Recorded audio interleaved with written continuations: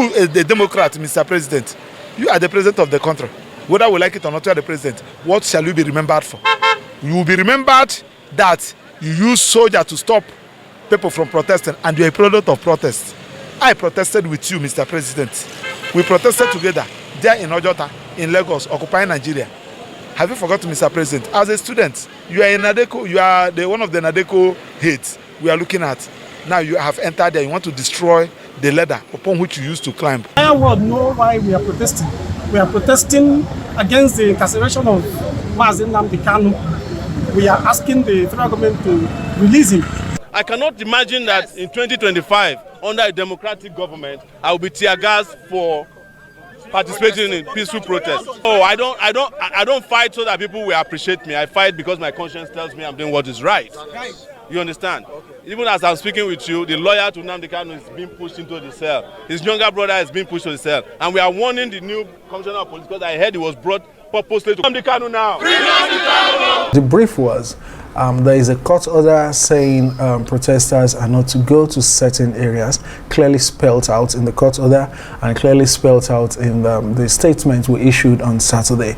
And so for anybody trying to go into these areas, they will be stopped with minimal force.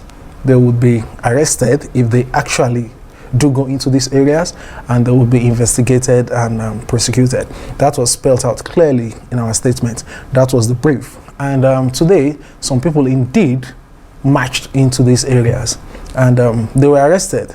And we also used minimal force commensurate with the resistance we got. And that was the use of tear gas.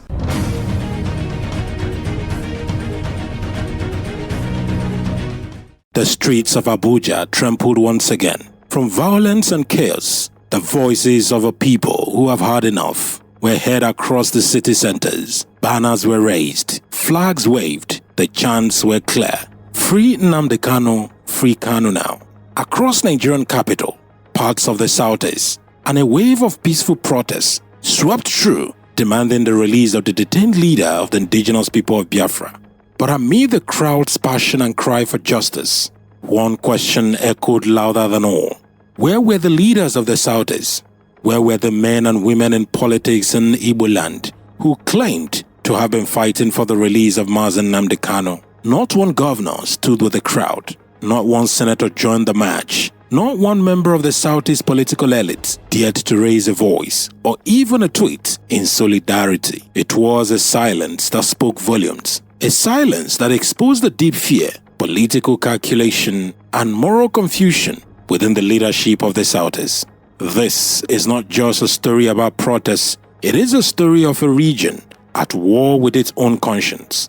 A people torn between love for their son and the fear of consequence, and the politicians who now find comfort in silence.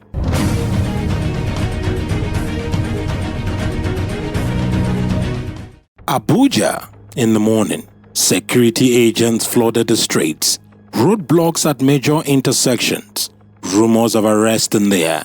Yet by noon, the crowd began to form, hundreds and thousands waving flags and chanting for freedom.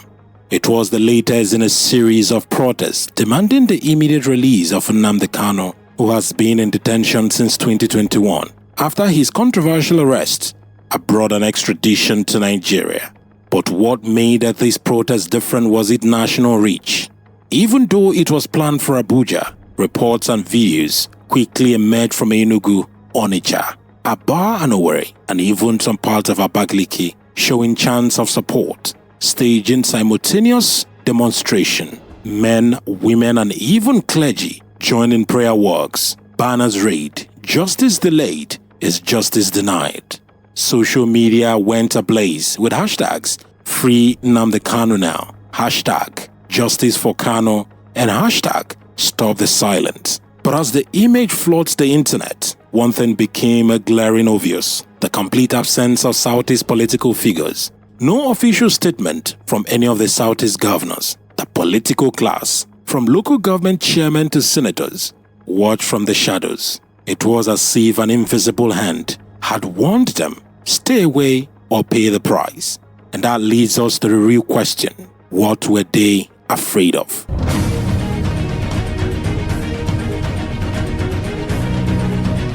Fear.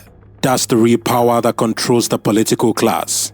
For many Southeast politicians, speaking up for Nnamdi Kanu is no longer seen as an act of solidarity. It is a career-ending risk. Why? Because the government in Abuja still labels IPOB and Kanu's movement as a proscribed organization. Supporting him publicly could easily be interpreted as supporting a group viewed by the state as security threats. And in today's Nigeria, that's enough to bring DSS invitations, security surveillance, or worse, political blacklisting. Many of these leaders have ambitions beyond their states. They want to stay closer to the federal government for projects, allocations, and protection. They want to be seen as responsible politicians, not ethnic agitators. So, they stayed silent. Even when the people protest, even when their conscience burns, behind closed doors, some of them whisper Kanu should be released. But in public, their lips are sealed. A few have admitted privately that the fear of DSS monitoring and the possibility of being marked anti-federal has kept them mute. If you talk about Kanu too much, you will be on the next flight to Abuja for questioning. This is not leadership born out of courage. It is leadership enslaved by fear. And fear, as always, kills a people's dignity faster than oppression.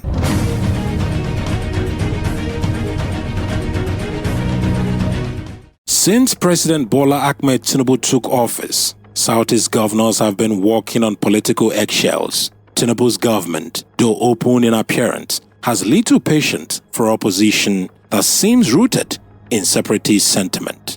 And for the first time in years, most Southeast governors are closely aligned with the presidency, not in opposition to it.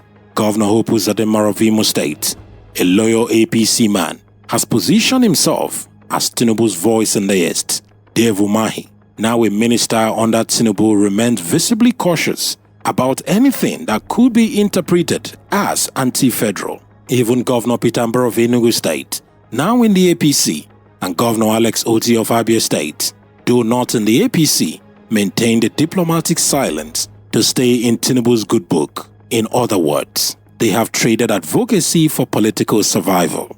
Tinubu's administration is aware that Kanu remains a sensitive issue, one that could reignite old tensions if mishandled. So the message to Southeast leaders is clear. Keep your people calm, stay quiet about Kanu, let the courts handle it. And the governors obey. They prefer peace in Abuja to pressure from their people. They fear losing federal support more than they fear losing credibility at home. It is a dangerous trade. Loyalty to power over loyalty to the people. But as history always shows, silence and moments of truth never buy space. It only delays confrontation.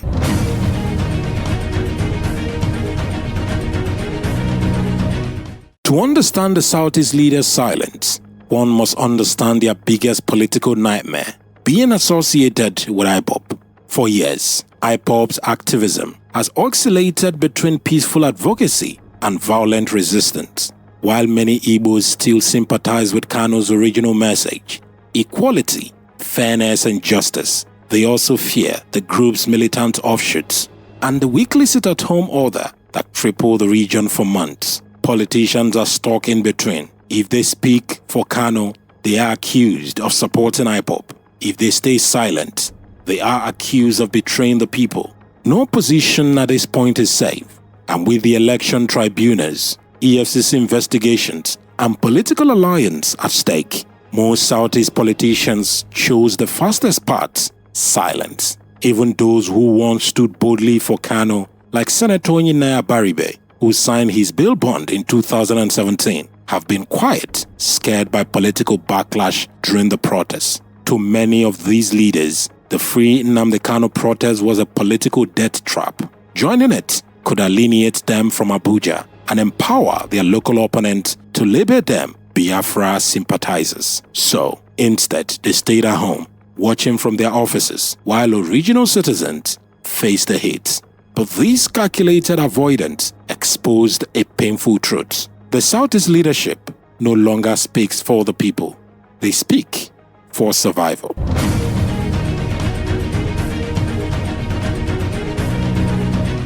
The big question now is, what happens to Southeast politics after Nnamdi Kanu? The continued detention of Kanu has created a leadership vacuum, a moral and ideological gap no politicians has filled. Some of the people have lost trust in those who claim to lead them. The younger generation now sees the political class as disconnected, compromised and cowardly. Each protest, each silence widens that gap. Today, the Southeast elites sit in government houses and luxury offices, while ordinary men and women are arrested for waving t-shirts demanding Kanu's release. It is an irony too painful to ignore. The people take the risk, the leaders take the benefit. But the consequences are already visible. A growing section of the youths no longer believes in traditional politics. They are shifting towards activism, social movement, and online campaigns. Spaces where they can express themselves without the weight of political hypocrisy. In the long run, these disconnects may erode the Southeast collective voice in national politics, because when leaders fail to stand with their people, the people stop standing with them. And that, more than any federal strategy, is what weakens a region.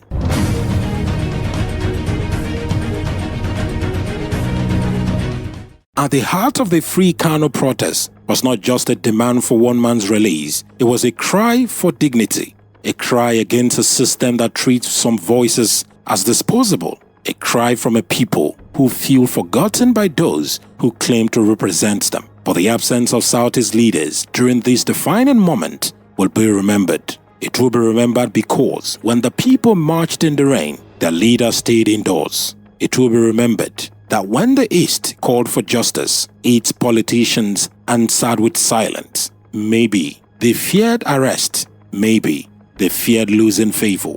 But history has never been kind to those who chose fear over courage, because in every generation there comes a moment when silence becomes betrayal. And for the Southeast political class, that moment might have just passed.